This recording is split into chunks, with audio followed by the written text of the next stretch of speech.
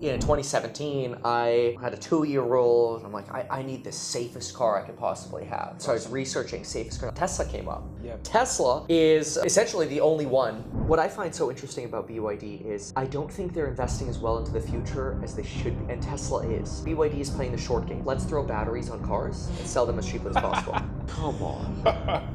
One interesting thing on the delivery numbers was the lease amount was only 2%. So kind of similar to what you're saying. So not only are they beating these records and having record quarters, literally with financing a vehicle at being all-time highs, but they're not just leasing them either. Yeah. So I don't know if that was a stat that stuck out to you. That is interesting. It wasn't something that I initially looked at, but now that I think about it, you're right, because most of the time you're putting a down payment on the vehicle, so your cash outlay is going to be higher to start with on a purchase.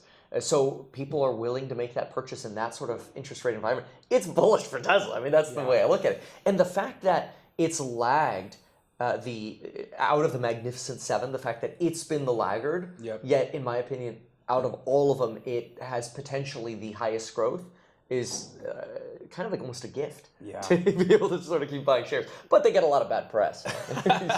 Totally. But what do you think also too, like, so there's kind of also too, 2023 has been ending, and there's been this narrative that EV demand is slowing down, and really more of like everyone's like, oh, well, this means it for Tesla, like Tesla's going to be screwed. But you see the Ford saying the F-150 Lightning is production is being cut in half. The Bolt is 2025, like we're not producing that. What have you thought about that narrative? Do you agree with it or disagree? ICE vehicles aren't in the future. They're all going to go away, whether it's battery electrics or hydrogen, which is really, really slow to take off. That might be, another couple decades behind battery electrics. But they're more efficient vehicles. They handle better. They're safer. Everything about the vehicles are better. The mileage per gallon, they're much better.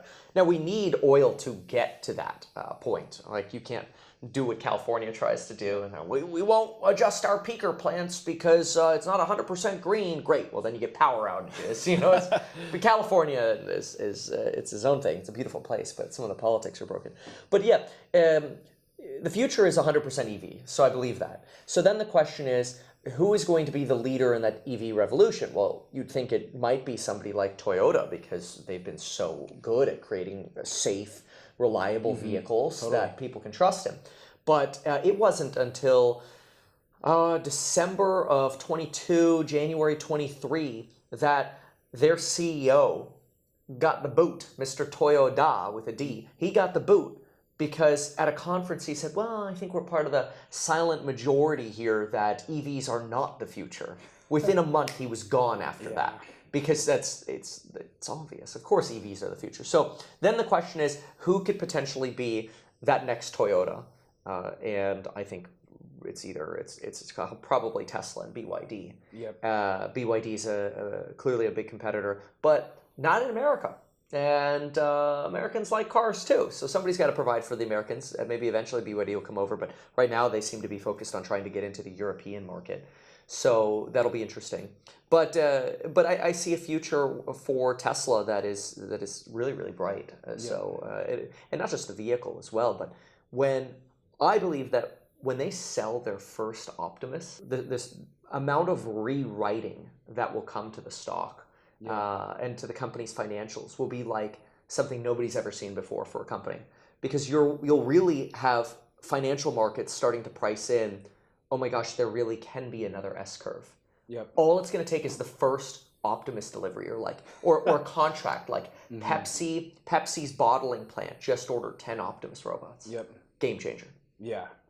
No, actually, in the Frito-Lay factory or their delivery center is actually probably like 90 minutes from here. So I saw 3 Tesla semis there being loaded up and being pulled out. But yeah, that's going to be a game changer. Quickly back to, so you mentioned BYD, and obviously the narrative in the past couple weeks has been BYD is producing more EVs than Tesla is in a quarter. And obviously if you analyze that, what is your thoughts about the kind of competitive landscape and even market share? Because I think it's okay to have multiple players, and really this is showing us that demand for EVs is there. As you're saying, like, we think that this is the future. But people just don't think that there can be multiple players in the market. Yeah, that's true. The what's interesting about BYD is they're really good at providing an inexpensive vehicle. They're fantastic. Their average price per vehicle is around $25,000. Tesla's around mid 40s, 46,000 or so. So you're in a different landscape. But what I find so interesting about BYD is I don't think they're investing as well into the future as they should be, and Tesla is. So I think BYD is playing the short game, which is let's throw batteries on cars and sell them as cheaply as possible. That's look at their efforts into ADAS or FSD. They're virtually non-existent. It's plugins from other companies, whether it's NVIDIA or otherwise, existing off-the-shelf ADAS. I don't think you have a competitor at all when it comes to FSD, and that's a big differentiator between the two companies. So if it's a matter of like, oh, am I concerned that other companies are slapping batteries on cars and selling them? Does that change my outlook on Tesla? No, not at all. In fact, I can underwrite Tesla to $500 on vehicle deliveries alone for the next decade. Well, that's a double from where it is now. And quite frankly, even over a 10-year time span, a double is totally fine. Fantastic, right? Of course, we're all used to COVID, where it's kind of like double in a few months, right? But it's not realistic. So, but anyway, if we can underwrite Tesla to 500 on cars alone, then FSD and Optimus and the semi and trucking, that's all bonus. Tesla's not even being underwritten as in even what energy. It's true. You got the solar aspect, or like the Sprinter van competitor or work truck competitor. I mean, I know you got the Cybertruck now, which that's going to be a game changer. But am I really worried about BYD? No. But again, because you've got so much icing on the Tesla cake, so to speak, that still brings them to over $500 at least. That's like conservative. It's super conservative in my opinion. What would you think, if you were to, as we're in 2024 now, what are your biggest hopes for Tesla to deliver on, potentially even headwinds? So it's like maybe strengths and weaknesses, and then we can even just talk about predictions if you have any wild ones out there. Absolutely. Well, I think. Let's in terms of prediction. Let's start there because I think it'll be fun. So I think there is a reasonable path to Tesla. At least like my favorite number, like 1337 within this next decade. That's sort of my sort of mental back of mind. Like that's a number where if we start executing on FSD and licensing and energy, we start executing on the other verticals as well. 1300 plus is totally reasonable by the end of the decade. What's wild about that is that's 5x. That's really extreme. So that would be in prediction world. I probably though would start reducing some of my exposure if we hit 550 to 600 without some of the other verticals really starting to take off. Like you get to 550 and we're still 95% FSD, no Optimus sales yet, no new product, no $25,000 car. Then we're starting to get a little detached. So that's prediction versus action, kind of what I'm thinking. So now, as far as this year, what are my hopes? Man, I hope they keep that margin up, bro. Margin, dude. That's where it is. Like if that margin keeps falling, Gordon's gonna have a field day, and I can't let that happen, man. $24.33 price target. Come on, man. The next lowest price target is 80. When you sort by them, he's less than a third of that. So margin. That's what we got to see in 24, man. I don't actually think we need to raise prices. I know a lot of folks are hoping that, oh, look, Ford Lightning just raised prices or whatever. Well, that's because, quite frankly, they don't want to make more. They want to prove to their investors that they can actually start making money on EVs, which so far nobody else can. BYD can, but they're also subsidized by hybrids and not investing in FSD technology. Tesla is essentially the only one, especially North American company. I think maybe Polestar. I think Polestar is gross profitable, but you look at all the other companies. I mean, Ford, GM, they're nowhere close to profitability on EVs. Rivian's losing a lot of money per vehicle. They are getting better. Like they're finding the fact that they survived this cycle means they'll probably stick around. But are they ever going to get to profitability? probably. Then the question is how much? Because you could be like a Neo and sit at, 5 to 7% profitability. Yep. Well, I mean, that's not, where Tesla's trying to go, which should be between 20 and 25%, hopefully more. I know Elon said 30. It's a little optimistic. What do you think the challenges will be, like their biggest challenges, whether it's this year or maybe even long term? Is it, I mean, because you have a company like even, being in the Silicon Valley, you have a company that is operating unlike any other company in the Valley, really, outside of maybe like the Apples and some of the other companies. No one is innovating at this type of clip, and the execution is meticulous. Like there's pretty much, and that's the biggest thing, is that this company continues to operate at this insane level. And so it's just more of company. like, So it's just like, what do you think is the challenges, whether it's macro, whether it's election year, whether it's... No, elections don't scare me. The biggest challenge to me is, quite frankly, convincing people that FSD is good. Yeah. It is, like, I guess I should have realized my own bias, but in 2017, I had a 2-year-old. I'm like, I need the safest car I could possibly have.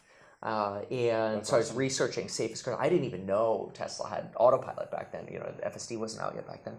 But I didn't know about autopilot, didn't know about anything. And Tesla came up.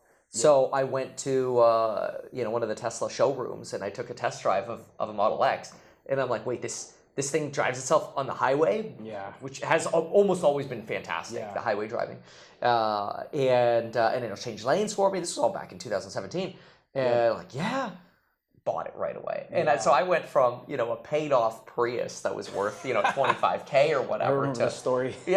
So like it's so crazy. I thought that enthusiasm for safety would resonate a lot quicker. But I think more and more people I talk to, especially like boomer generation, Gen X, you are seeing a lot of resistance and hesitation to like, the computer. So that is, I think, the biggest challenge is getting people to say, oh yeah, I want that self-driving technology. Because if they want it, Tesla's the only option. But convincing people to want it, that's been less easy than I'd hoped. Yeah, and kind of even what you're saying, I remember the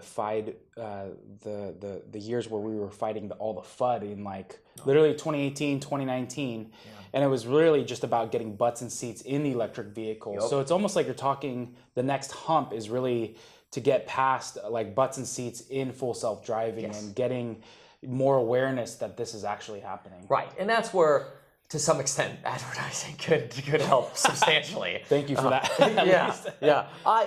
I hope what they're testing out really works well for them. I hope that Elon on this next earnings call says, hey, you know what? We tried, my dream, I could die happy. Was Elon gets on the earnings call, it's like, tried advertising. There's something to this. We sold the most cars ever and beat expectations. In a quarter, we started advertising and interest rates were the highest ever. But they've really got to broaden their target. The 25 to 45-year-old dude demographic, we've hit that. We need moms. Like you start getting moms trusting FSD and moms raving about FSD. That's when you can get grandma, grandpa, and other people trusting FSD. I mean, if I'm a grandma or grandpa, I'd be like, please, I need FSD, right? Because you're going to have probably slower faculties than somebody who's 20. And quite frankly, somebody who is 20 should also, or even 16, should also be an FSD because you're an idiot and don't have experience yet. It's like driving wise. I remember when I was 16, I look back, I'm like, oh, I don't drive that great today. Just see me at 16. Okay. I don't get along with stop signs and things. But anyway. Well, FSD does now. Yeah, exactly. It has to stop. Thank you, California. Yeah, exactly. Yeah.